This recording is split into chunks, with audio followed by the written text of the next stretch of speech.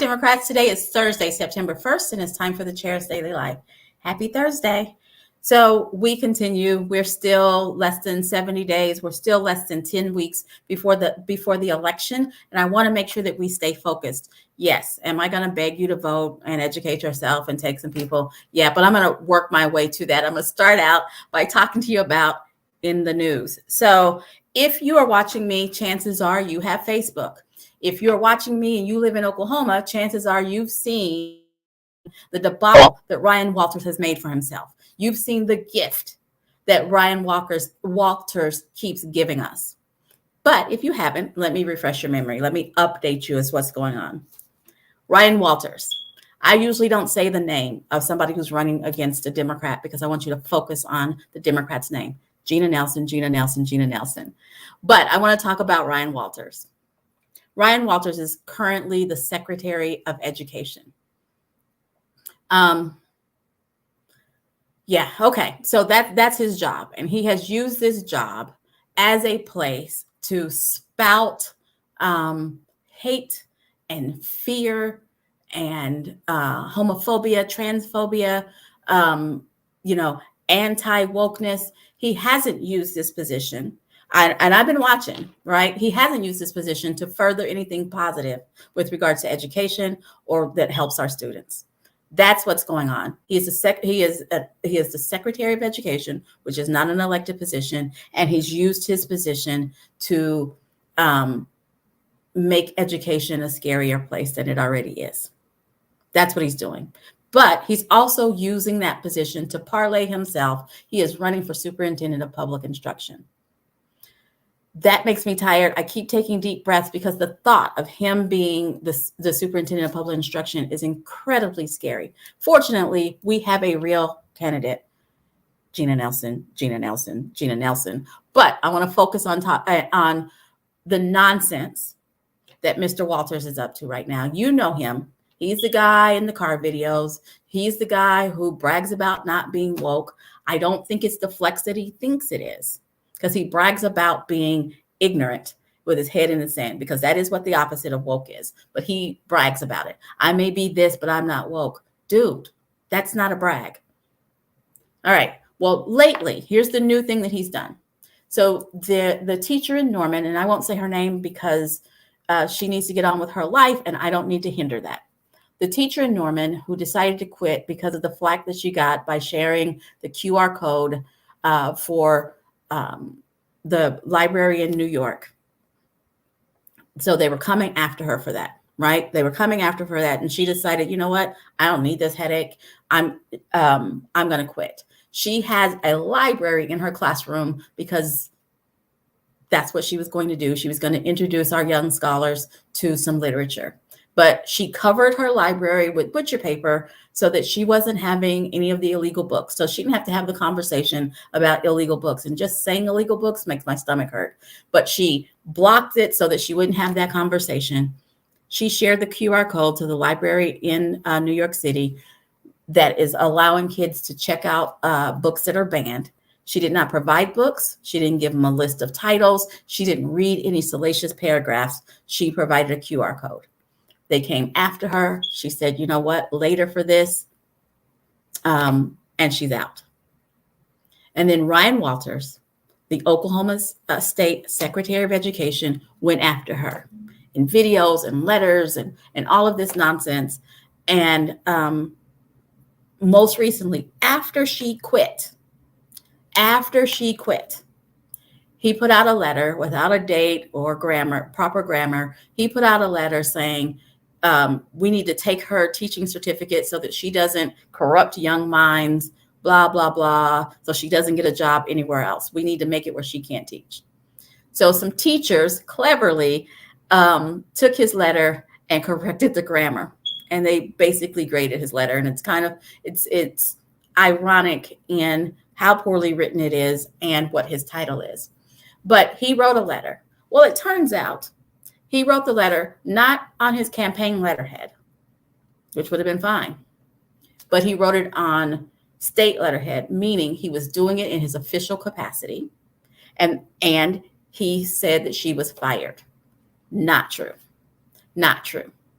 And there was a dig at the current superintendent of public instruction, was Joy Hoffmeister, who's not running for that job again, who is a current secretary of superintendent of public instruction, doing her job, not in the middle of this nonsense. He was using state time, state money, state letterhead to campaign. That's unethical. It's unethical. Misstating the facts is libelous. There are some things.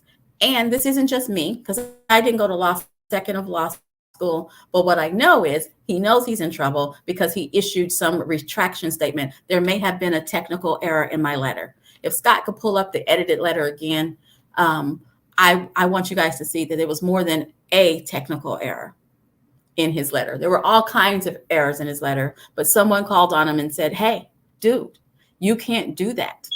You can't use your letterhead to go after someone. You can't use your letterhead to go after someone's political affiliation. And that letter did both of those things.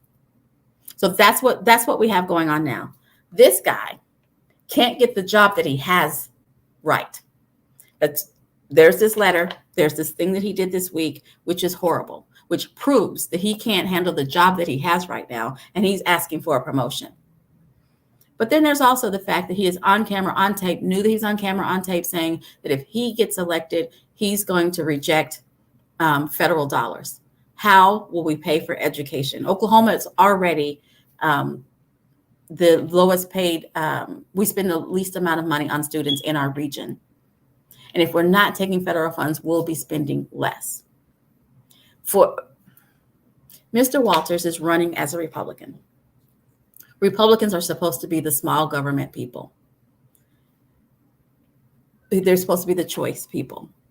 What he's proposing is that it be controlled by whoever is the superintendent of public instruction. That takes it out of our hands for a vote. It makes it not, we don't have to meet federal standards. That is not good news for our scholars. This man is not good news for our scholars. I want to remind you, he is using state letterhead to campaign. He's using state time, state title to harass our students and parents. Jena Nelson, Jena Nelson, Jena Nelson. So let me tell you a little bit about Jena Nelson. Jena Nelson is 2020 Teacher of the Year. She is still in the classroom, so she knows what teachers are facing. And right now, I believe, and I've been talking to people, that the biggest issue that we have in education in Oklahoma right now is teacher flight. Do we have problems with HB 1775? Absolutely. But if we don't have teachers to teach, or if HB 1775 stays there, we're going to have less teachers. But teacher flight is a big problem. And Walters believes that the biggest problem we have is indoctrination. He is out of touch. Jena Nelson is in the classroom right now. She is a classroom teacher right now. So she knows what's happening in the classroom. She knows what's going on with teachers. And that's what we need in this position. I'm going to let her tell you a little bit more about herself.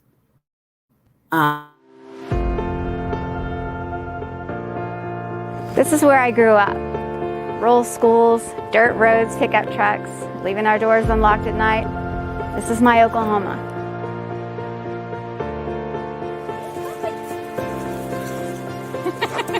My family came from very humble means. I know what it's like to grow up without much. I know the shame involved with showing up to school with holes in your shoes. But what helped me get through all of that are my teachers. Jena was one of the best students that I ever taught. But like so many students, oftentimes that talent and that excitement is dimmed or dulled by trauma. But I knew that with encouragement that she would shine, and she did, and she has, and she still shines today. It is no exaggeration that public schools save lives. I know, because they saved mine.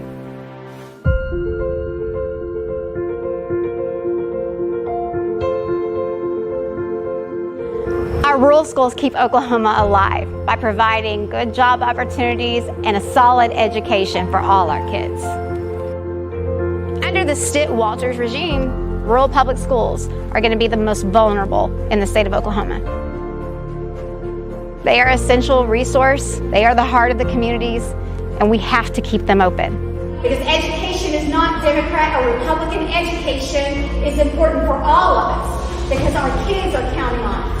I'm Jena Nelson, and I'm running for state superintendent for all of us.